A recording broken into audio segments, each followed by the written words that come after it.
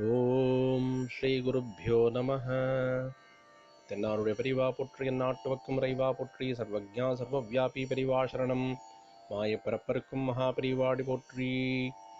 ஓம் ஸ்ரீ மகாமகணபதகே நமः. ஸ்ரீ சந்திரசேகராமிருதம் அமிர்ததாரை 130.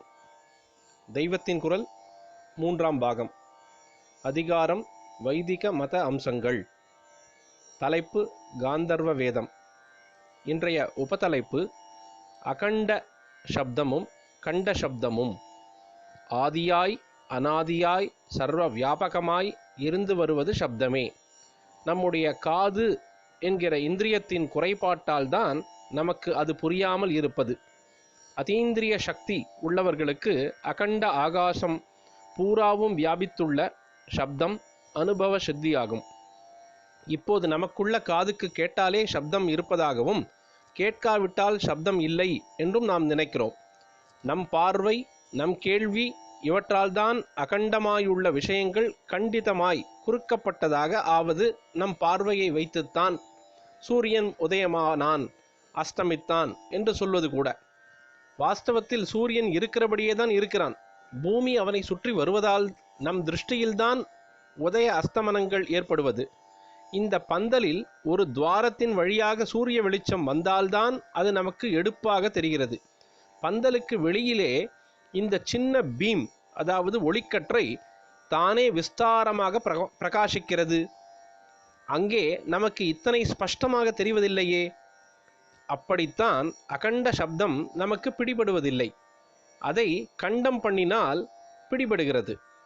இன்னொன்று கூட, பந்தலிலே துவாரம் வட்டமாயிருந்தால் உள்ளே விழுகிற வெளிச்சமும் வட்டமாயிருக்கிறது. துவாரம் சதுரமாய் முக்கோணமாய் இருந்தால் வெளிச்சமும் அந்தந்த வடிவங்களையே எடுத்துக்கொள்கிறது. இதனால்தான் ஒரு குழந்தை என்ன நினைக்கும் என்றால், ஒளி என்பதே வட்டமாயோ சதுரமாயோ முக்கோணமாயோ தான் இருக்கிறது என்று நினைக்கும். வாஸ்தவத்தில் ஒளிக்கு ஏது ரூபம்? ரூபம் என்றால் ஸ்பேஸில் கட்டுப்படுவது. ஒலியும் ஒளி மாதிரி இந்த கட்டுப்பாட்டை தாண்டி பூர்ணமாக இருப்பது. துவாரத்தின் வழியே 45 டிகிரியில் சூரிய வெளிச்சம் வருகிறது என்று வைத்துக் கொள்ளுங்கள். அப்போது நாமும் அந்த டிகிரியில் பார்வையை சாய்த்து பார்த்தால்தான் ஓட்டை வழியாக சூரியனை பார்க்க முடியும். வேறே டிகிரிகளில் பார்த்தால் சூரியன் தெரியாது, நீல ஆகாசம்தான் தெரியும். ஆனால் அப்போது நம் பார்வையில் எல்லையில் உள்ள ஆகாச பகுதியில் ஒரு கழுகு பறந்தால் அப்போது அதன் மேல் சூரிய வெளிச்சம் தடுக்கப்பட்டு பிரதிபலிப்பதை பார்த்து, ஓஹோ, அங்கே ஒளி பரவி இருக்கிறது என்று புரிந்து கொள்வோம்.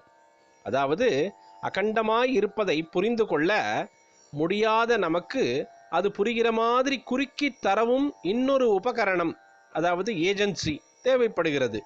உதாரணமாக, ரொம்பவும் புழுங்குகிறது என்று நாம் சொல்லும்போது கூட நம்மை சுற்றி அகண்டமான வாயு இருக்கத்தான் செய்கிறது. ஆனால் விசிறி என்கிற ஒரு உபகரணத்தை, ஏஜென்சியை கொண்டு அதை குறுக்கி கண்டமாக்கினால்தான் காற்று இருப்பது நமக்கு அனுபவத்தில் தெரிகிறது. இப்படி அகண்ட வெளியில் அல்லது காற்றில் கழுகு விசிறி போல ஏதோ ஒரு ஆப்ஜெக்ட் குறுக்கிட்டு அதை துண்டித்தே நமக்கு புரிய வைப்பதற்கு அபிகாதம் என்று பெயர். இந்த அபிகாதம் என்றால் அடிப்பது. அகண்டத்தை டிஸ்டர்ப் பண்ணி நாம் புரிந்து கொள்ள வைப்பது அபிகாதம். சப்தமும் இப்படியேதான். அதன் அகண்ட ஸ்வரூபம் நமக்கு புரிவதில்லை. கையை ஒன்றோடொன்று அடித்து அபிகாதம் பண்ணினால் அப்போது நமக்கு சப்தம் கேட்கிறது. இப்படியே நம் தொண்டையில் உள்ள உறுப்புகள் பல தினுசாக அசைந்து காற்றை அடிக்கிற போது அகண்ட காற்று கண்டமான சின்ன அலைகளாக மாறி நாம் போடுகிற எல்லா சப்தங்களாகவும் வெளிப்படுகிறது.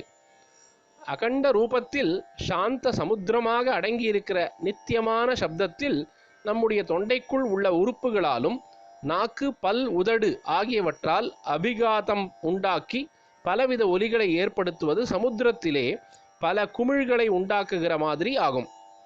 இதற்கு ஸ்போட்டம் என்று பெயர் சொல்லியிருக்கிறது. ஸ்போட்டம் என்பதற்குள்ள பல அர்த்தங்களில் ஒன்று கொப்புளம் உண்டாக்குவது.